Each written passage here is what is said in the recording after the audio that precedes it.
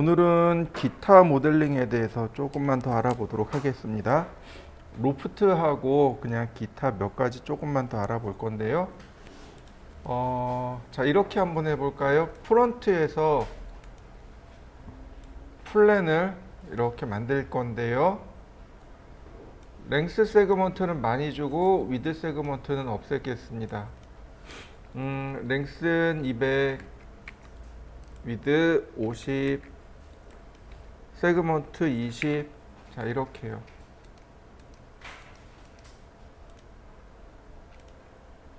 자, 한번 만들어 보실까요? 이렇게 주시면 됩니다.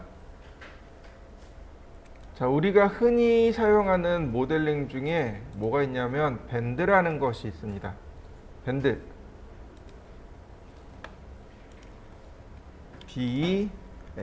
밴드. 우리나라 말로 하면 구부리기입니다. 구부리기예요. 자, 이렇게 밴드를 주게 되면 여기 앵글 값이 이렇게 나옵니다. 이 앵글 값을 조절하는 거예요. 앵글 값과 다이렉션, 그 다음에 리미트를 조절하게 됩니다. 자, 앵글 값을 조절해 봤습니다. 45도. 뭐 별로 차이 없는 것 같은데요. 자, 이렇게요. 자, 밴드 들어가는 거 보이시나요? 자, 방향도 이렇게 있습니다. 방향 90도 돌려볼까요? 그러면 구부러지는 거 보이시나요?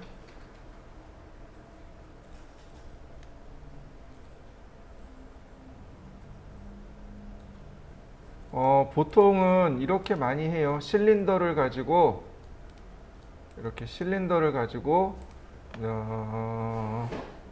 하이트 세그먼트를 조절한 다음에 그리고 밴드를 줍니다. 그러면 이렇게 밴드가 들어가요.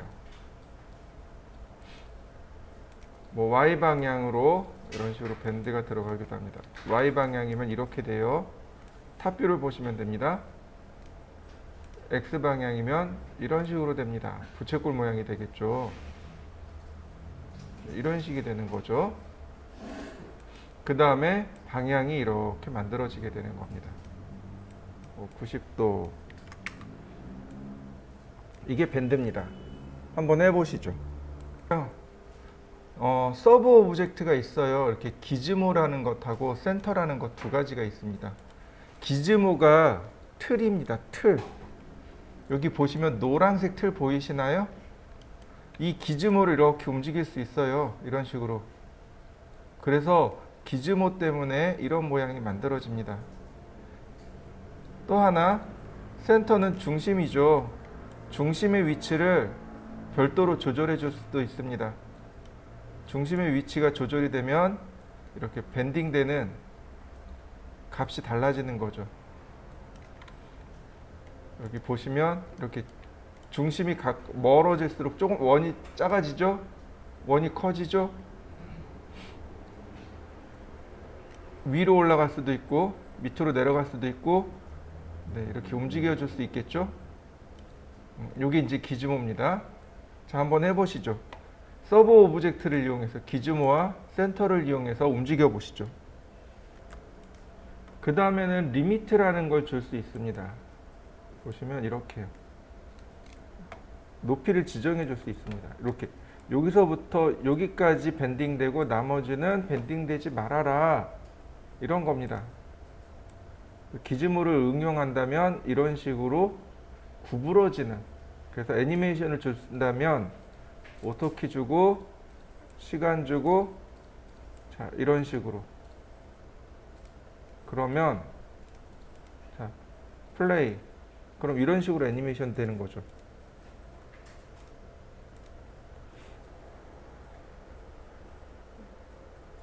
뭐 또는 자, 이런 식으로도 가능해요. 기즈모의 위치를 밑으로 내려주고,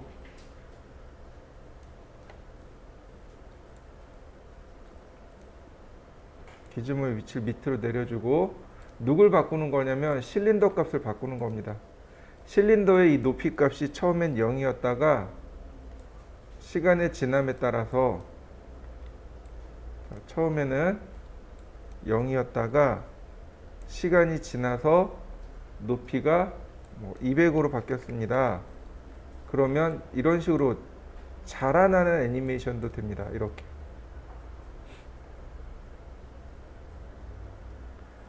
맥스에 있는 모든 값들, 여기 있는 모든 값들은 다 애니메이션이 된다라고 생각하시면 좋아요.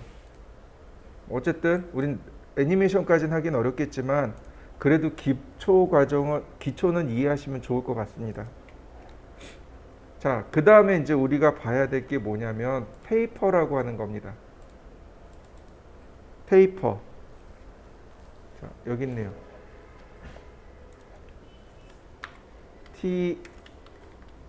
테이퍼. 그 다음에 우리가 줘야 될 건 테이퍼라고 하는 겁니다. 테이퍼가요, 우리나라 말이 없어요. 테이퍼에 대응되는 우리나라 말이 없습니다. 경제용어로 테이퍼라는 말을 쓰고요. 그 다음에 여러분들 병목현상 아시나요? 운전하다가 보면 갑자기 이렇게 도로가 좁아들면서 그 차들이 밀리는 현상, 그 병목현상이라 그러죠. 병의 목, 그게 좁아지면서 차가 밀리는 현상. 그게 테이퍼예요.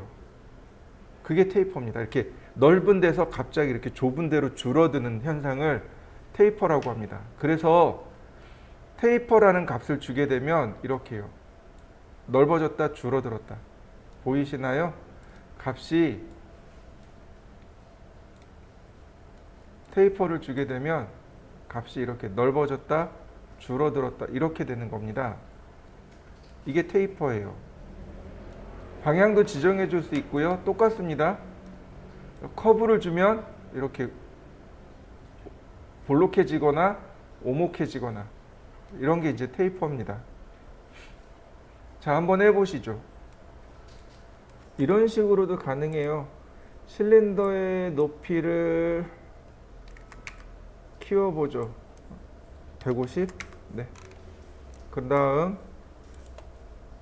테이퍼를 주는데, 자, 제가 일단은 리밋을 걸어볼까요? 그러면 자, 여기 기즈모가 올라갑니다. 이렇게. 자, 그리고 줄어들어 볼까요? 이렇게 기즈모를 움직이게 되면 이렇게. 그 다음에 기즈모를 역시 똑같이 기즈모를 움직여 줄 수 있어요. 그러면 중간에 이렇게 그러니까 테이퍼 효과를 줄 수도 있고요. 아까 봤던 대로 이렇게 오목하거나 볼록하거나 혹은 반대로 이렇게 커지면서 커브를 줄 수도 있습니다. 이거 리미트를 이용해서 얼마든지 이런 것들은 조절이 가능합니다.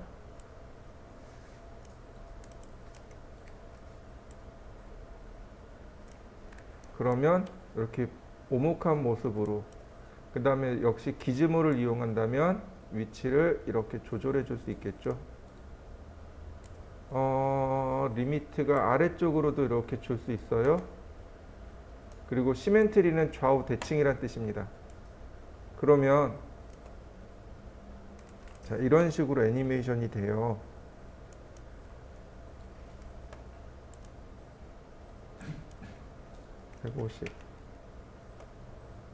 자, 오토키에 시간 주고 기즈모만 이렇게 위로 올려보죠. 그럼 뭐가 올라가요? 자, 이런 식으로. 그러면 이렇게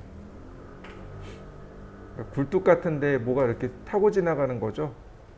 이런 애니메이션도 가능합니다. 이게 이제 테이퍼예요. 테이퍼를 이용한 간단한 애니메이션입니다. 자, 한번들 해보시죠. 자, 이번에 우리가 줘야 될 건 레틱이라고 하는 겁니다. LATT IC인가? 자, 한번 보시죠. 레틱. 네, 얘입니다. IC이네요. 여기까지네요. 레틱스라고 합니다. 이 레틱스의 특징은 지금 보다시피 이렇게 사다리 모양을 만들어주는 게 레틱입니다. 플랜입니다. 이렇게 플랜인데 여기 나와 있는 점과 세그먼트, 이 모서리를 가지고 사다리를 만들어주는 게 특징이고요. 보시면 스테이터스를 보시면 여기 자, 반지름의 크기가 나옵니다. 이렇게 반지름의 크기가 이렇게 반지름의 크기가 바뀌어요. 그 다음 세그먼트를 많이 줄 수도 있고 사이드를 이렇게 줄 수도 있습니다. 사이드를 많이 주면 어떻게 돼요? 원형으로 만들어지게 되겠죠. 이렇게 원형으로. 자, 조금만 줘볼까요? 자, 그 다음에 그 밑으로 내려가면 조인트입니다. 바로 얘가 조인트예요. 벌텍스가 조인트인데 테라 방식으로 할 거냐, 옥타 방식으로 할 거냐, 로카 방식으로 할 거냐. 삼각형, 팔각형, 16각형 그럴 거예요. 자, 그 다음에 라디어스 반지름이고 세그먼트 면의 개수를 말합니다. 이렇게 면의 개수고요.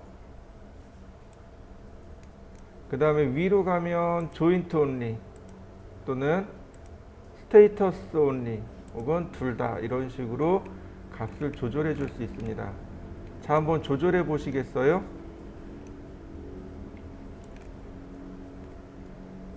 자, 그 다음에 뭐가 있냐면 또 트위스트라는 것도 있습니다. 트위스트 TWIST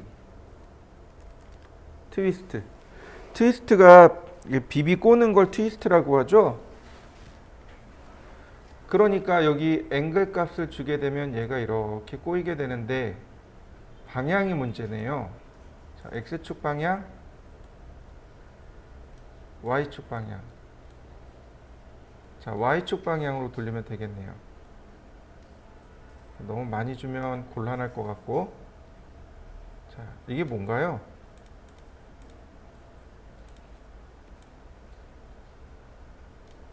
이거 그 선전해 보면 그 DNA 선전 나올 때 이렇게 나오죠?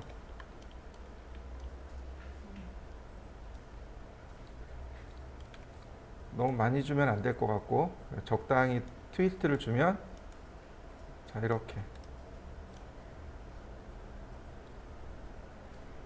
자, 이해되시나요? 네, 이런 것들은 우리가 흔히 그리고 쉽게 사용할 수 있는 수정 명령어들입니다. 뭐 이 외에도 몇 가지 더 있긴 한데 그냥 이 정도로 알고 계시면 좋을 것 같아요. 네. 나머지는 또 지나가면서 설명을 드리기로 하고요. 자, 그 다음에 또 보시면 자, 육면체를 하나 만들어 볼까요? 육면체를 하나 만들고 육면체를 하나 이렇게 만들어 봤습니다. 자, 여러분들도 이렇게 한번 만들어 보시죠. 겹쳐지도록 만들어줘야 돼요. 다음 어디로 가냐면 자, 보세요. 여기 지금 보이시나요? 여기 스탠다드 프리미티브라고 돼 있죠. 여길 누르는 겁니다. 여길 눌러서 보시면 이 스탠드 프리미티브가 있고 컴파운드 오브젝트가 있고 파티클 시스템이 있습니다. 그 외에 밑으로 보시면 쭉 많이 있어요. 뭐 예를 들어서 간단하게 여기 에이스 익스텐드라고 하는 거 있습니다. 누르면 이렇게 나무 같은 것도 이렇게 쉽게 들어가져요. 윈도우를 누르면 창문을 만듭니다. 전에 한번 설명했을 거예요. 창문 만들어진다고 했을 겁니다. 자, 그 중에 우리가 봐야 될 건 여기는 컴파운드 오브젝트입니다. 컴파운드 오브젝트 중에 하나를 눌러놓고 보면 여기 불린이라고 하는 값이 있어요. 여기 불린이 있고 프로블린이 있고 불린이 있고 프로블린이 있습니다. 둘 다 사용하는 방법은 똑같습니다. 사용하는 방법은 둘 다 동일하고 불린보다는 프로블린이 조금 더 잘 됩니다. 불린이 뭐냐면 여러분들 학교 다닐 때 혹시 배우셨나요? 합집합, 차집합, 교집합 배우셨나요? 네, 그거 불린입니다. 그게 불린이라고 하는 거예요. 그럼 A 집합을 먼저 선택하고 불린과 프로블린을 사용하는 방법이 똑같아요. 눌러보시면 이렇게 B 오브젝트를 선택하라고 합니다. add 오퍼랜드. 그러면 어떻게 되나요? 합쳐진 거 보이시나요? 네, 그게 바로 이 아래 값입니다. 여기 유니온이라고 되어 있죠? 유니온, 인터섹트, 서브트랙트, 인서트, 어태치, 머지 이렇게요. 유니온을 해놨기 때문에 합쳐지는 거고 인터섹션을 눌러버리면 교차되는 것만. 서브트랙트는 이렇게 빼기가 돼버립니다. 자, 이해되시나요? 네, 이런 식으로 우리가 작업을 하게 됩니다. 주로 서브트랙트를 많이 사용해요.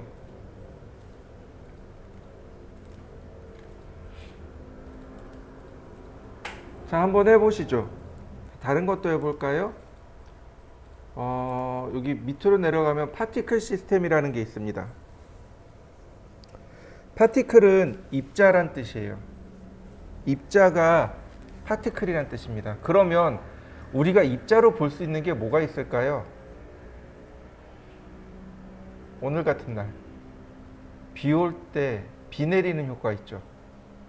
비 내리는 효과나 분수 혹은 눈 내리는 효과, 이런 게 전부 다 파티클 시스템입니다. 여기 눌러보면 되게 많아요. 근데 그 중에 두 개만 봅시다. 여기 스프레이 있죠. 스프레이하고 스노우하고 두 가지만 보면 될 것 같아요. 이게 왜 뭐라 그러지? 그 몽글몽글한 거 있죠. 그런 것도 돼요. 여기 이제 피클라우드라든지, 이 피클라우드가 구름 있죠. 구름이 뭉쳐 있는. 그다음에 또 뭐였더라? 이 블리자드가 몽글몽글한 느낌, 뭐 이런 식으로 나와요. 근데 다 되는데 우리는 시간이 없으니까 두 개만 보도록 하죠. 자, 먼저 스프레이입니다. 드래그 하시면 돼요. 그러면 이렇게 밑으로 뭔가 내려옵니다. 플레이 누르면 밑으로 뭔가 이렇게 쏟아져 내리는 걸 보입니다. 한번 해보시죠. 그냥 드래그해서 영역 만들고 플레이 눌러보세요. 그러면 내가 만든 영역에서만 이렇게 내려와요. 그죠? 다시 요걸 뭐라고 부르냐면 에밋이라고 하는데 영역이란 뜻이에요. 여기 보시면 옵션이 이런 것들이 있어요. 뷰포트 카운트, 화면상에서 입자의 개수, 렌더 카운트, 렌더링 했을 때 입자의 개수, 드롭 사이즈, 입자의 크기, 스피드, 입자의 속도, 베리에이션, 이렇게 그 분사되는 값. 그 다음에 드롭으로 보여줄 건지, 도트로 보여줄 건지, 틱으로 보여줄 건지. 자, 그 다음에 타이밍, 시간이에요. 즉 입자의 시간입니다. 입자의 생명이에요. 0프레임부터 30프레임까지만 살겠습니다. 이런 얘기예요. 자, 그러면 얘를 응용해 볼까요? 여기 에미터를 조절해 보면 이렇게 크기를 조절할 수 있어요.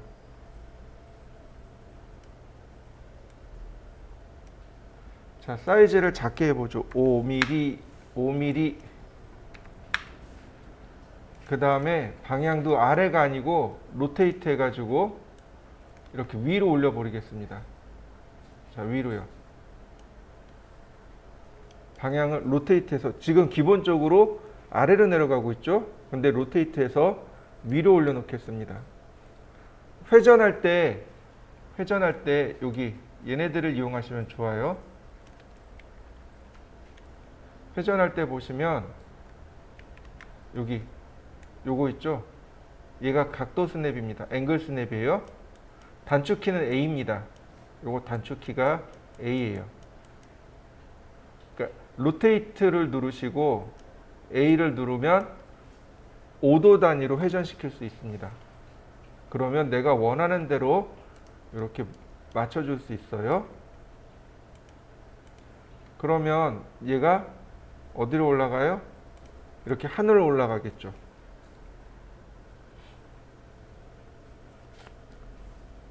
자, 스타트를 마이너스 200으로 주고요. 라이프는 100으로 주겠습니다. 그럼 무슨 얘기예요? 200프레임 전부터 쭉 시작을 해서 100프레임까지 계속 올라갑니다. 이런 얘기예요. 자, 이때 베리에이션을 줘볼까요? 그럼 이렇게 쭉 퍼지게 됩니다. 퍼지는 거 보이시나요? 입자의 개수 1000개로 바꿔볼까요? 위로, 하늘로 위로 이렇게 쭉 올라가는 거 보이시죠?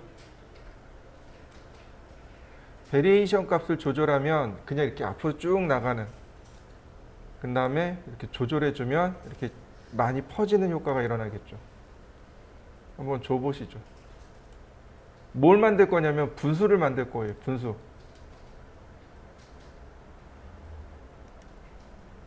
분수 효과를 줄 겁니다. 분수가 위로 올라가서 밑으로 이렇게 내려가죠. 네, 그 효과를 줄 거예요.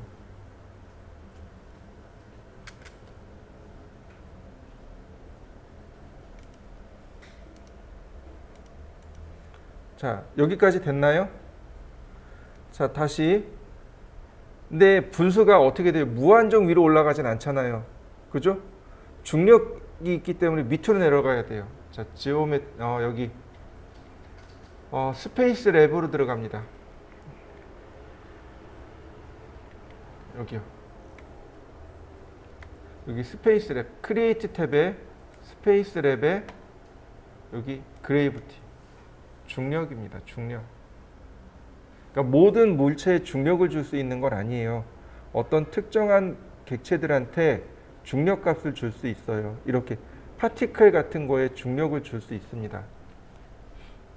자, 중력을 줘볼까요? 클릭, 아니 드래그. 자, 중력의 방향입니다. 중력의 방향이 이렇게 가야죠. 얘가 중력의 방향입니다. 중력은 하늘에서 이렇게 땅으로 내려가는 거죠. 지금 분수는 하늘로 올라가고 있고 중력은 땅으로 향하고 있죠. 네. 근데 이거 중력이 작용 안 하고 있어요. 그죠? 왜 안 하냐면 연결을 안 줬어요. 자, 중력을 연결하는 방법은 바로 얘입니다.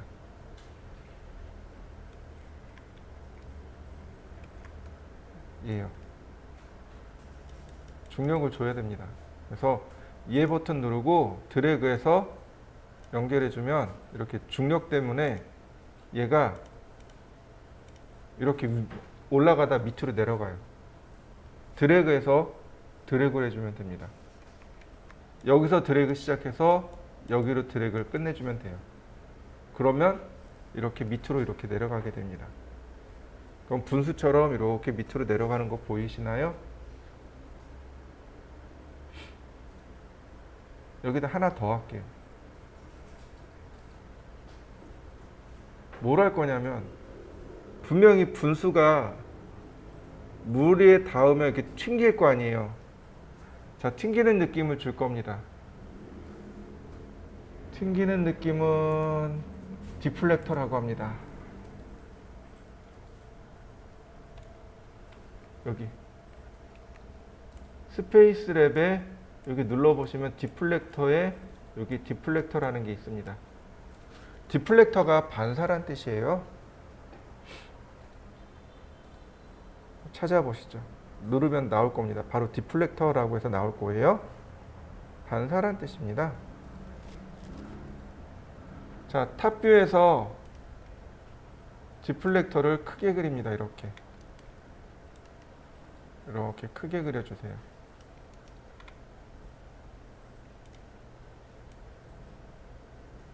근데 중요한 건 이거예요. 이 분수의 위치와 디플렉터의 위치가 똑같으면 어떻게 돼요? 제대로 안 돼요. 그래서 이 디플렉터의 위치가 분수보다 요만큼 낮게끔. 요만큼 낮게끔 해줘야 돼요. 아주 조금이라도 낮아야 돼요.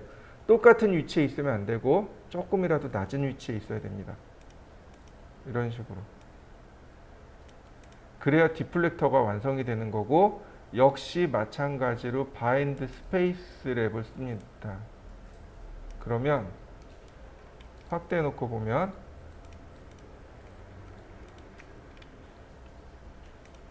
이렇게 튕겨나는 효과가 일어날 겁니다. 여러분들도 한번 해보시죠.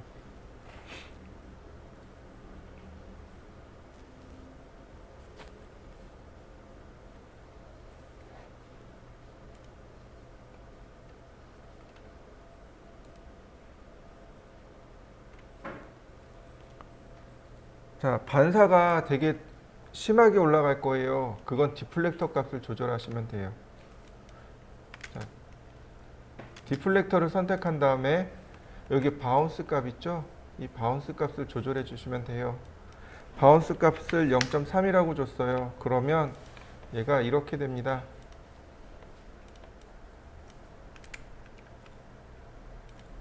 이렇게 밑으로 이렇게 퍼지는 거 보이시나요? 이런 식으로 해서 우리가 효과를 만들어내요.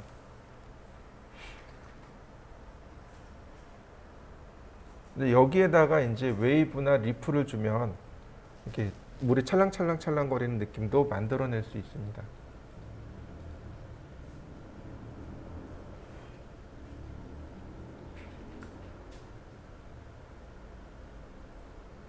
좀 그 다음에 스노우 파티클 시스템에 스노우라는 것도 있어요. 스노우는 뭐예요? 눈 내리는 거예요. 눈 내리는 거. 눈이 펄펄 내리는 눈 내리는 효과예요. 자, 한번 해보시죠. 자, 우리가 해야 될 건 뭐냐면 여기 컴파운드 오브젝트에 있는 로프트라고 하는 모델링에 대해서 좀 알아볼 겁니다. 로프트 모델링이에요. 예전에는 되게 많이 사용했는데 요즘은 잘 안 쓰더라고요. 근데 어쨌든 여러 가지 다양한 모델링 기법을 알고는 계시는 게 좋을 것 같아요. 자, 제가 두 개를 만들 겁니다. 단면을. 하나는 서클이고 하나는 호입니다. 호를 자, 이쪽에서 이렇게 만들죠.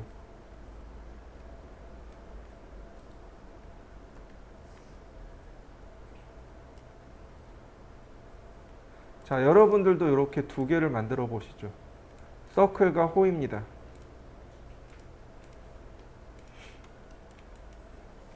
자, 로프트라고 하는 것은 고대 배 만드는 기술에서 유래가 된 단어입니다.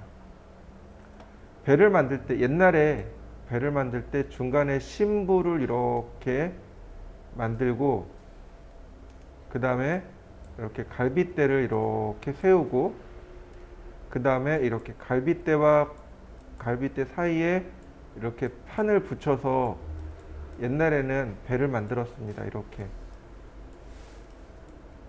이렇게 만드는 기법을 로프트라고 합니다. 이렇게 배를 만들 때 이렇게 만드는 기법을 로프트 기법이라고 해요. 그러니까 똑같아요. 뭐냐면은 아까도 얘기했지만 이렇게 배의 중심부가 되겠죠. 요걸 우리는 패스라고 합니다. 경로라고 하고 그 다음에 배가 뭐 이런 식으로 V자가 될지 혹은 이렇게 완만한 U자가 될지 요거는 쉐입입니다. 형태가 되는 거예요. 그래서 두 개가 되는 거죠. 얘가 패스가 되는 거고 얘가 쉐입이 되는 거고. 이해되셨나요? 로프트 하는 방법은 쉐입을 선택하고 get 패스 그러니까 경로를 가져오는 방법이 있고 패스를 선택하고 get shape 단면을 가져오는 방법이 있습니다. 둘 다 써요. 근데 어느 게 더 편하냐면 패스를 선택하고 get shape 쉐입을 가져오는 게 훨씬 더 쉽습니다. 두 가지 다 보여드릴게요. 자, 먼저 제가 이렇게 단면을 선택을 했어요. 그 다음 컴파운드 오브젝트 가면 바로 이 부분. 여기 로프트 활성화되어 있죠? 네.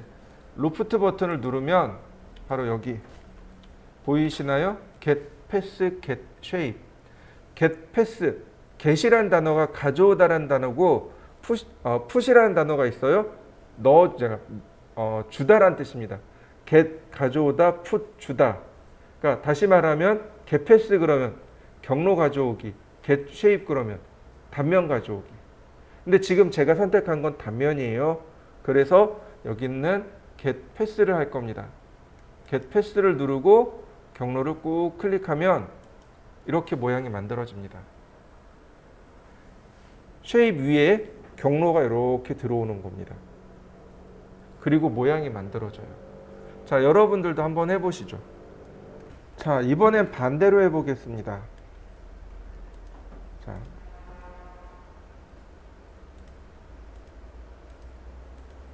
자, 지우고요. 경로를 먼저 선택을 했습니다.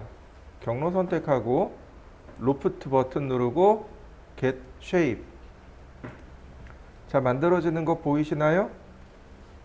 자, 다시 볼까요? 자, shape를 선택하고 로프트 get pass. 차이점 이해되시나요? 만들어지는 방식이 조금 다르죠. 그죠? 쉐입을 선택하고 패스를 지정하면 쉐입 위에 패스가 이렇게 그려져요. 패스를 선택하고 get shape 하면 패스 바로 와서 딱 붙습니다. 그러면 어느 것이 우리가 유추하기에, 모델링을 유추하기가 조금 더 쉬울까요? 패스를 선택하고 쉐입을 가져오는 게 우리가 작업하기가 조금 더 쉽습니다. 이해되시나요? 패스를 그려놓고 단면을 가져오면 바로 이해가 되는 거거든요. 그래서 패스를 선택하고 get shape를 해서 형태를 만들게 됩니다. 한번 해보시죠. 두 가지를 다 해보시는데 해보시면서 차이점을 한번 느껴보시죠. 자, 이렇게 만들어 놨습니다. 패스를 선택하고 로프트 get shape. 그러면 패스를 만든 자리에 그대로 만들어집니다. 그죠? 자, 근데 지금 제가 하나 더 만들어 볼 건데요. 다시 보세요. 라인.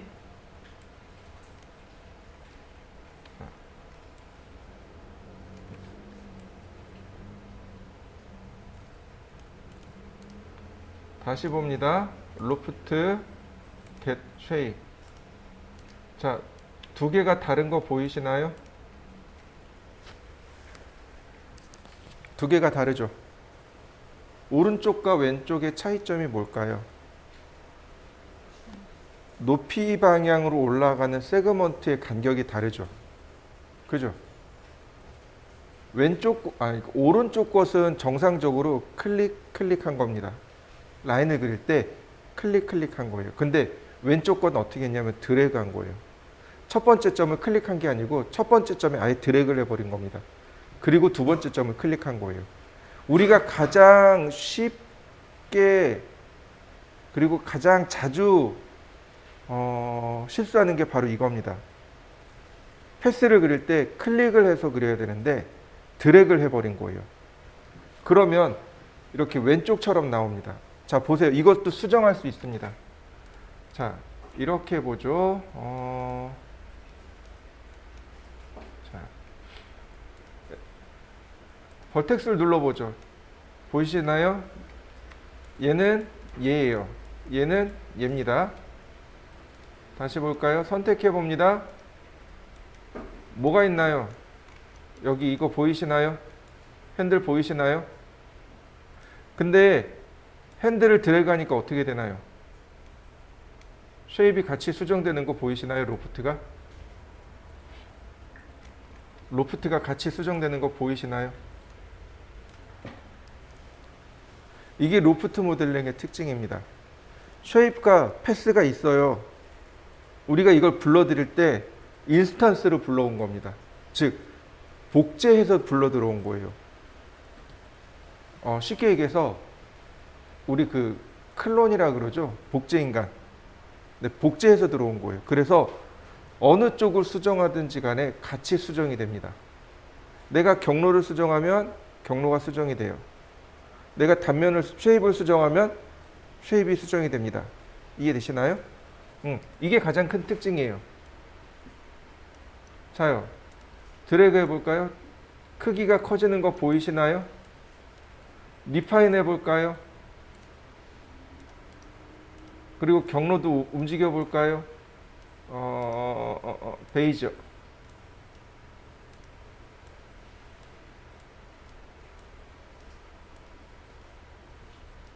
자, 어떤가요? 모델링이 쉽게 되는 거 보이시나요? 내가 그냥 라인만 그려놨더라도 패스를 내가 수정을 하면 오브젝트가 이렇게 같이 수정이 돼요. 한번 해보시죠. 여러분들도 이렇게 저처럼 오브젝트를 조금 옆으로 밀어놓고 패스를 수정해 보세요. 그러면 패스를 수정하는 거에 따라서 똑같이 옆에서 오브젝트가 수정이 되는 걸 확인할 수 있습니다. 한번 해보시죠. 자, 이번에는 단면을 수정해 볼까요? 얘가 단면이잖아요.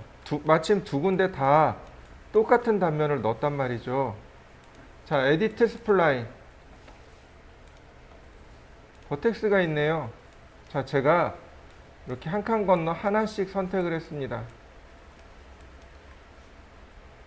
스케일로 줄여볼까요?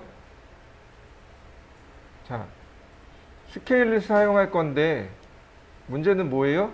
피봇의 위치입니다. 지금 피봇의 위치가 여기 있어요. 그러니까 스케일을 누르면 이런 식으로 들어가요. 이렇게 돼요. 자, 피봇의 위치는 얘로 조절을 합니다. 여기는 얘로 조절해요. 여기 있는 피봇의 위치는 얘는 각자란 뜻입니다. 각자예요. 자기 위치마다 란 뜻입니다. 얘는 선택한 거의 중심이란 뜻이에요. 그럼 얘는 뭘까요?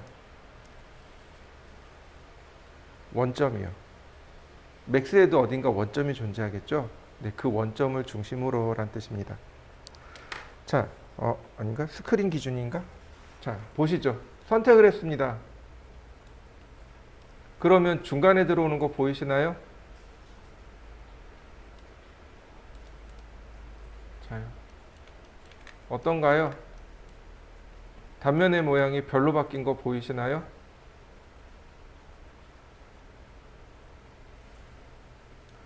자요. 추로스가 됐네요. 그죠? 한번 해보시죠.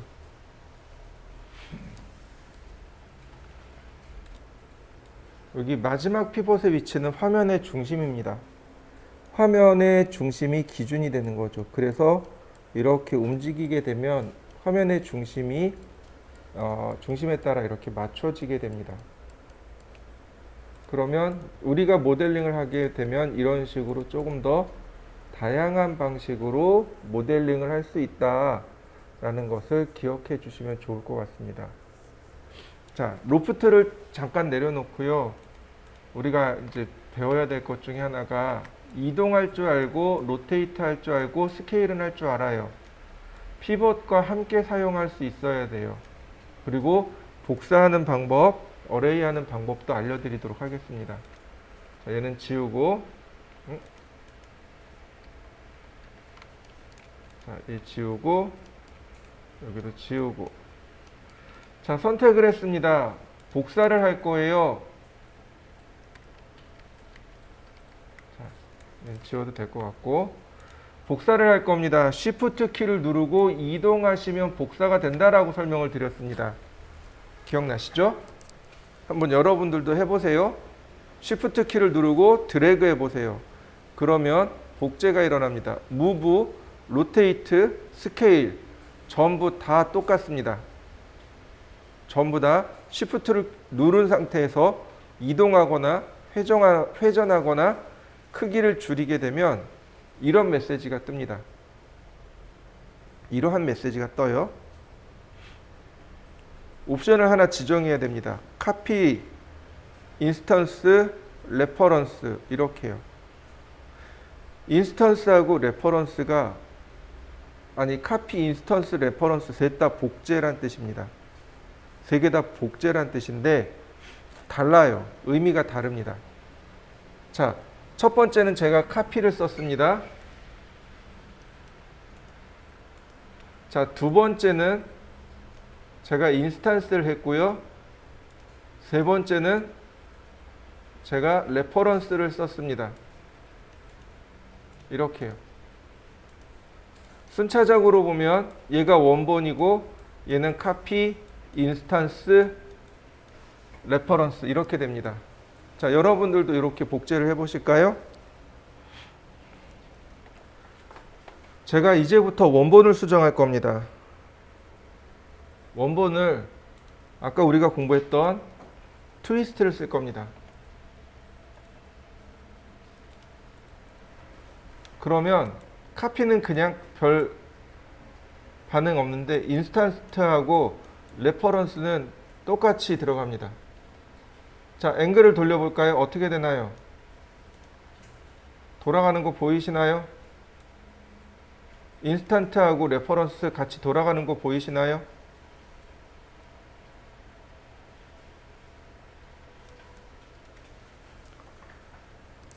값이 같이 바뀌죠.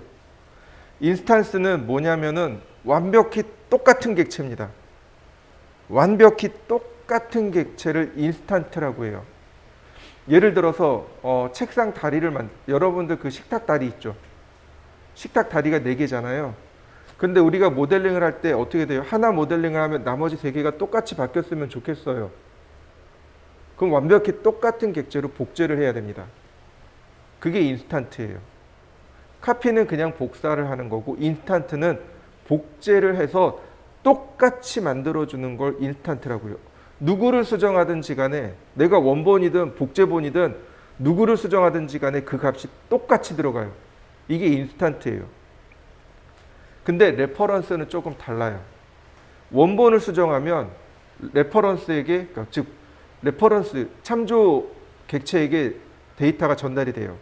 근데 레퍼런스를 수정하면 이 수정된 데이터가 원본에 영향을 안 줍니다. 자, 보세요. 제가 여기다가 얘가 인스턴트잖아요. 제가 여기다 밴드를 줄 겁니다. 구부리기. 자, 밴드 되는 거 보이시나요? 밴드 되는 거 보이시나요? 얘가 밴드가 되니까 데이터를 누구한테 줘요? 원본한테 줘요. 원본이 바뀌었으니까 누구한테 가요? 레퍼런스한테 가요. 그래서 같이 움직이는 겁니다. 인스턴트하고 원본은 완벽히 똑같은 객체가 됩니다. 다시요. 밴드 제가 지우고요. 이번엔 레퍼런스입니다. 레퍼런스에다가 밴드를 줘보죠. 그럼 어떻게 되나요? 레퍼런스만 작업되는 거 보이시나요? 이게 카피, 인스턴트, 레퍼런스의 차이점입니다. 그러니까 예를 들어서 아까 얘기했던 의자 다리라든지 이런 것들은 다 뭘로 만들어야 돼요? 인스턴트로 만들어요. 그러니까 우리가 많이 사용하는 건 인스턴트입니다. 카피도 많이 써요. 근데 인스턴트도 많이 사용합니다. 레퍼런스는요? 레퍼런스는 잘 안 써요. 자, 한번 해보시죠. 자, Shift 키 누르고 자, 어디 갔나요? 자, 복사를 하는데 인스턴스를 체크했습니다. 인스턴스를 체크했는데 그 아래 보니까 이렇게 떠요. 넘버 오브 카피스. 복제할 개수가 몇 개인가요? 제가 5개라고 했습니다. 오케이. 자, 5개 복제된 거 맞습니까? 인스턴스로 했으니까 어느 하나 수정하게 되면 전부 다 수정이 되겠죠.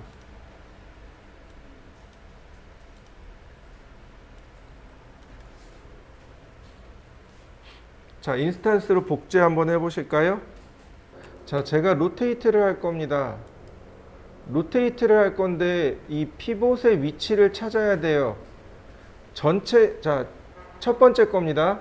그럼 각자라고 했습니다. 각자 회전되는 거 보이시나요?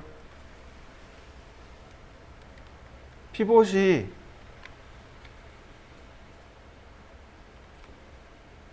각자. 그래서 이렇게 각자 회전이 되는 겁니다.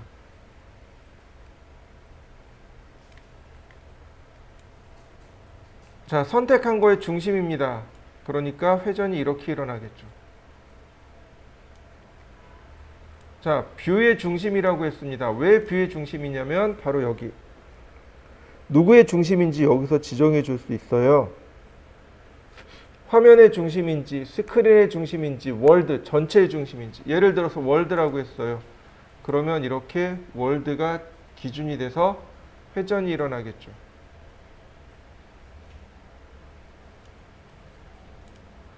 뷰로 놓으면 화면이 중심이 되겠죠. 자, 누구를 중심으로 하느냐?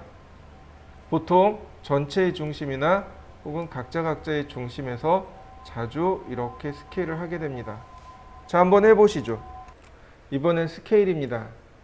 스케일이 세 가지 스케일이 있어요. 스케일이 있고, 스쿼시가 있고.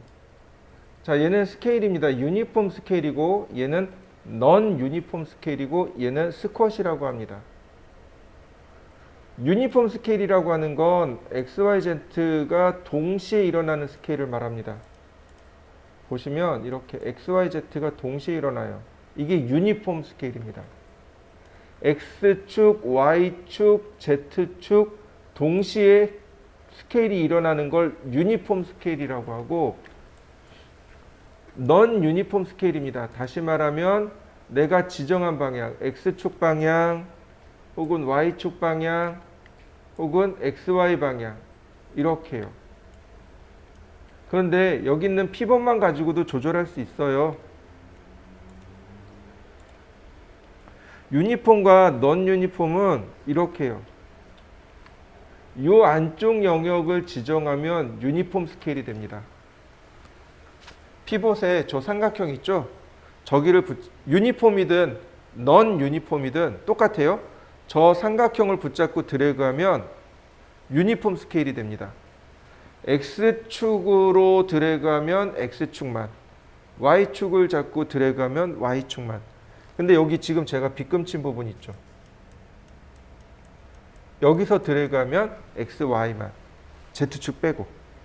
이해되셨나요? 근데 이게 넌 유니폼입니다. 너는 NON, 즉 유니폼, 그러니까 균일하지 않은. 유니폼은 균일한 X, Y, Z가 동시에 똑같은 크기로 커지고 작아지는 건 유니폼.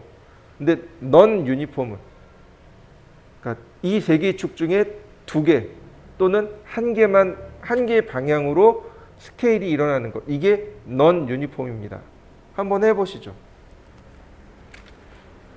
자, 근데 스쿼시는 조금 달라요. 제가 스피어, 즉 구슬을 이렇게 하나 만들어 봤습니다. 구슬을 만들었고요. 자, 구슬의 피봇을 조절할 수 있습니다. 자, 바로 여기. 베이스 투 피봇. 얘를 이용하면 피봇의 위치를 바꿀 수 있어요. 눌러주면 이렇게 피봇의 위치가 여기 하단부로 들어가게 됩니다. 이렇게요. 피봇의 위치를 바꿀 수 있어요. 자, 피봇의 위치를 바꾸고 제가 스쿼시를 쓰도록 하겠습니다. 스쿼시는 이런 거예요. 이런 식으로. 이렇게. 뭘까요? 조금 이상한데. 스케일이 좀 이상하게 일어나죠. 그죠? 바로 최적이 일정한 스케일. 최적이 일정한 스케일. 예를 들어서 여러분들이 배구공을 던졌어요. 땅바닥에 맞는 순간 어떻게 되나요? 배구공이 납작해지죠. 근데 원래 배구공이 가지고 있는 최적은 일정하죠. 이렇게요.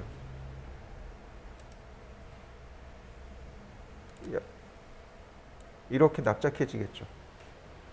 근데 튕겨 올라갈 때는 어떻게 올라가요? 빠른 속도로 이렇게 올라가겠죠.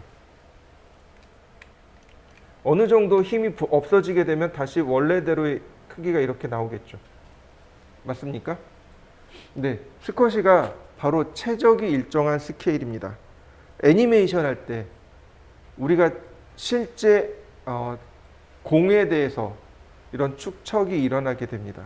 이럴 때 스쿼시를 사용하게 돼요. 한번 해보시죠. 그 다음에 여기 이 부분이요. 아니고 여기 아니구나. 여기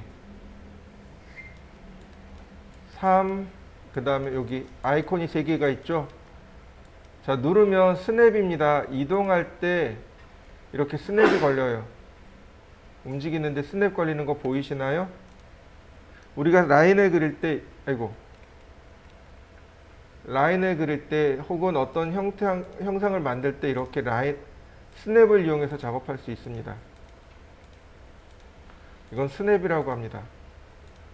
근데 이 스냅의 종류도 여러 가지가 있습니다. 어떻게 찾냐면 오른쪽 버튼 눌러주세요. 오른쪽 버튼을 누르게 되면 이와 같이 스냅이 나옵니다. 그리드 포인트가 체크되어 있네요. 만약에 내가 여기다 벌텍스를 체크하면 정점을 찾아주게 됩니다. 이렇게요. 점을 찾아주는 거 보이시나요? 점을 찾아줍니다. 이게 스냅이에요. 오브젝트가 지닌 혹은 화면에서 어떤 특정한 위치들을 자동으로 찾아주는 거. 오토캐드에도 스냅이라는 기능이 있어요. 오스냅이라는 기능이 있는데 그거와 똑같습니다. 그래서 실제로 모델링 할 때 그러니까 투시도나 조감도 만들 때 이 스냅을 이용해서 우리가 캐드에서 도면 불러오면 스냅을 이용해서 그거 다 따냅니다. 특별히 알아야 될 거는 특별한 건 없지만 그냥 요건 한 번씩 써보세요. 자, 그 다음에 얘는 앵글 스냅입니다. 눌러보시면 어디 갔을까요? 자, 여기 앵글 스냅 있네요. 여기 퍼센트 100분율이죠. 즉 다시 말하면 회전할 때 5도씩 회전한다는 얘기고 스케일을 조절할 때 10%씩 조절하겠습니다. 이런 의미가 되는 겁니다. 이 값에서 조절을 해요. 얘가 바로 이제 스케일에 대한 스냅이고, 스냅은 S, 그 다음에 앵글 스냅, 얘는 단축키를 모르겠네. 잘 안 써가지고. 자, 이렇게 됩니다. 자, 한번 해보시죠. 다음 보시면요. 무브 로테이트 스케일에서 오른쪽 버튼 누를 수 있습니다. 트랜스폼 타입인이라는 게 나와요. 클릭하시면 화면을 둘로 나눕니다. 이렇게요.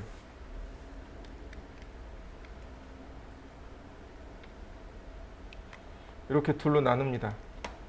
이쪽은 상대적인, 이쪽은 절대적인. 즉 다시 말하면 지금 여기 검정색 선 보이시죠? 여기가 절대좌표예요.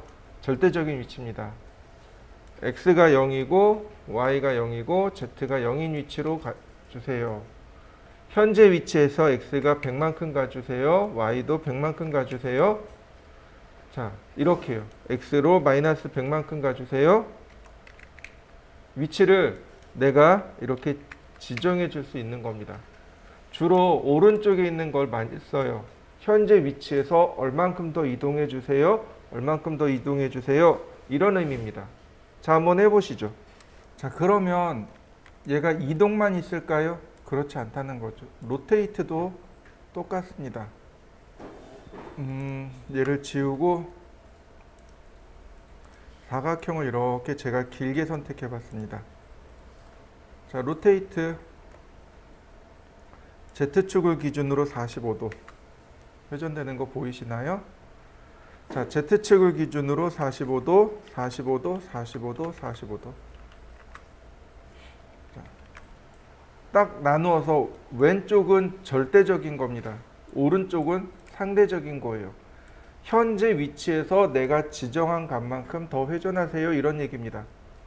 X축, Y축, 그 다음에 Z축. 그러니까 Z축을 기준으로 내가 각도를 지정하면 각도를 맞추어서 회전시킬 수 있습니다. 자, 한번 해보시죠. 스케일도 똑같습니다. 스케일도 이렇게 해서 절대적인, 상대적인. 넌 유니폼으로 들어가면 X, Y, Z를 다 따로따로 지정해 줄 수 있습니다. 스쿼시도 동일하고요. 요거는 그냥 한번 해보시면 좋을 것 같습니다. 자, 기초적으로 우리가 사용할 수 있는 방법들 쭉 설명을 해드렸고요. 자, 그 다음에 다시 로프트로 넘어 들어가겠습니다. 자, 다시 라인, 그 다음 서클. 항상 경로를 먼저 선택하고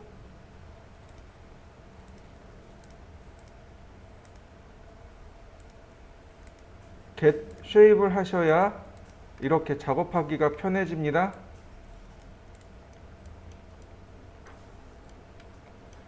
자, 로프트의 특징이 있습니다. 그 로프트의 특징이 뭐냐면 바로 여기에요. 로프트의 특징은 바로 여기입니다. 패스 파라미터. 패스의 위치에 따라서 여러 개의 단면을 불러올 수 있다는 겁니다. 여러 개의 단면을 불러올 수 있어요. 자, 다시 볼까요? 얘 지우고 제가 n곤을 쓰도록 하겠습니다. 자, n곤을 하나 만들고 복제하죠. 이건 카피입니다. 인스턴트가 아니고. 자, 제가 이렇게 세 개를 복제를 했습니다. 자, 여러분들도 이렇게 하나 만들어 보시죠.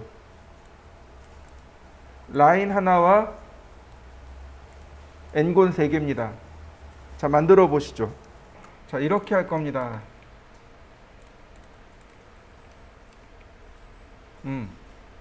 자, 얘는 맨 아래 들어갈 거고, 얘는 위에 들어갈 거고, 얘는 최상단에 들어갈 겁니다. 맨 아래, 중간, 최상단. 이때 복사를 했으니까 크기가 똑같을 거잖아요. 자, 크기를 보니까 29.57, 네, 30. 얘도 30.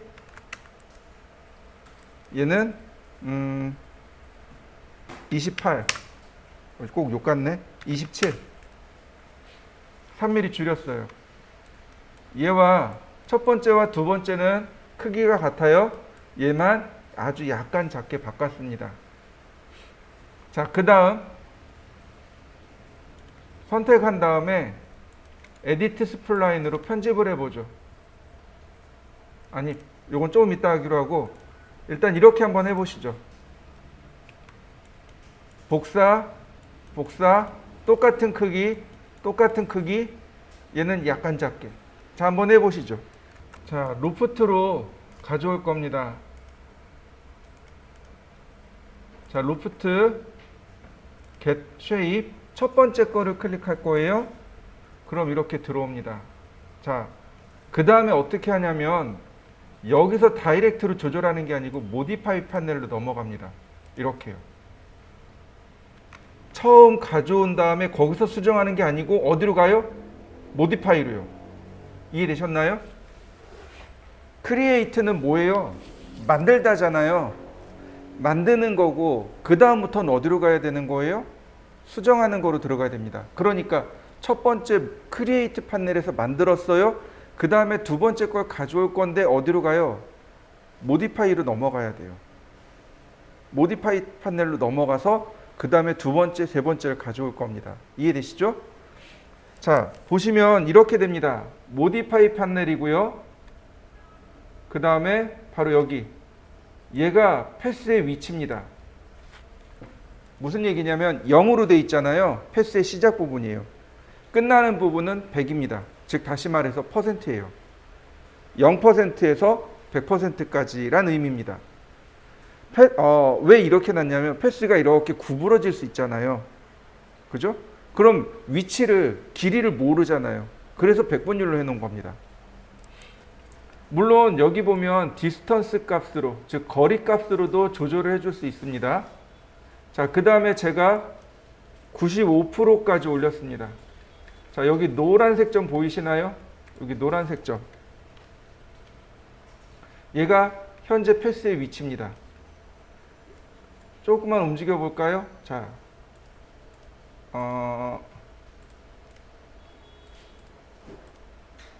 아이고, 여기가 프론트. 제가 패스를 움직이면 여기 노란색 점들이 움직이는 거 보이시나요? 그죠? 위치입니다, 위치. 이 노란색 점이 현재 위치란 뜻이에요.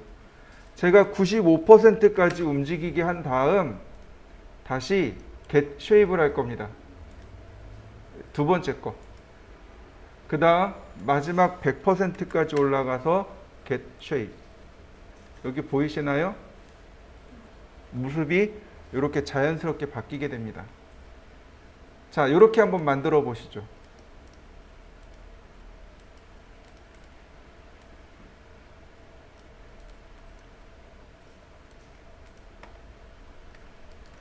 자, 그 다음엔 이 첫 번째 항목을 수정해 볼 겁니다. 그러면 이 첫 번째 항목은 어디 있어요? 맨 아래 있겠죠. 그죠? 그럼 맨 아래 것이 수정이 될 겁니다. 자, edit spline. 자, 점을 선택하고 점을 한 칸 건너 하나씩 선택합니다. 그리고 아까 배운 스케일 이용해서 줄여보죠. 자, 어떻게 되나요? 여기 꽃 모양으로 바뀐 거 보이시나요? 이렇게 모양이 꽃 모양으로 바뀐 거 보이시나요? 자, 여기서 패스가 좀 길어요.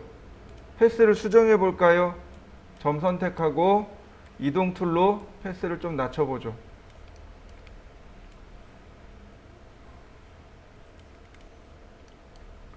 자, 이런 모습으로 됐네요. 다시요. 얘가 조금 더 작아요. 전체 선택하고 스케일로 좀 키워볼까요?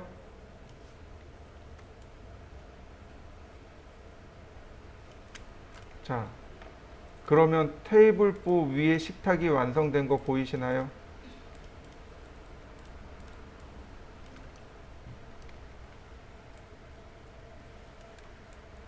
테이블보 위에 식탁. 자, 여러분들도 한번 해보시죠. 그러니까 동그란 식탁 위에 테이블보 딱 얹어 놓으면 이런 모습으로 들어가는 거죠. 자, 한번 해보시죠. 자, 로프트에는요, 어디 갔을까요? 네, 여기 있네요. 자, 여기 보시면 스킨 파라미터에 보시면 캐핑이라는 것이 있습니다. 마감이란 뜻이죠. 마개란 뜻이에요. 원래 캡이 모자란 뜻이죠. 근데 캐핑 그러면, 그러니까 여기서 나오는 캡은 여기는 모자라는 게 없잖아요. 그죠? 그러니까 마감이란 뜻이 마개란 뜻으로 번역을 하시면 돼요. 캡 스타트, 캡 엔드. 시작하는 부분의 모자, 아니 마감, 끝나는 부분의 마감. 자, 보시면 이렇게 됩니다. 캡 엔드. 여기 구멍 뚫린 거 보이시나요? 반대로 볼까요? 캡 스타트. 그럼 이 아래쪽에 구멍 뚫린 거 보이시나요? 자요. 천이잖아요. 그러니까 아래쪽에 구멍이 나 있어야죠. 자, 또 하나. 너무 일률적이지 않아요? 재미없잖아요. 그러니까 누굴 수정해요? 얘를 수정하는 겁니다. 자, 얘를 수정하는 겁니다. 그러면 어떤 일이 일어나는지 확인해 보시죠. 자, 어디는 위로 좀 올라갔으면 좋겠어요. 자, 선택을 하고 위로 올리죠.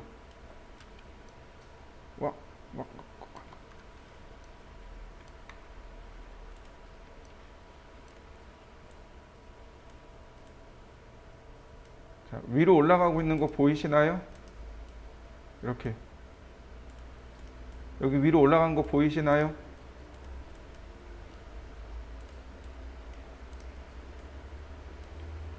자, 이렇게 해서 여긴 좀 내려볼까요? 여기는 꽉 올려볼까요?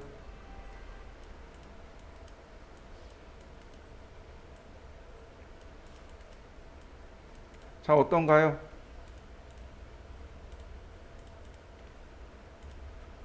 하단부가 이렇게 들쭉날쭉 만들어진 거 보이시나요? 네, 우리가 그 구두 만들면서 이제 조금 이해가 될 거예요. 그죠? 구두를 만들면서 곡선에 대한 개념이 생긴 거죠. 근데 이렇게 곡선을 만들면서 곡선을 만들어 놓고 자, 이렇게 조절을 하는 거죠. 이해되셨나요? 자, 한번 해보시죠. 그리고 우리가 이제 나중에 에디트 그러니까 폴리건 모델링에 대해서 공부할 겁니다. 폴리곤 모델링이 이렇게 모델링을 해요. 이거보다 더 심각하게 모델링을 할 겁니다. 아주 속된 말로 눈알이 튀어나올 만큼 모델링 할 거예요. 자, 한번 해보시죠.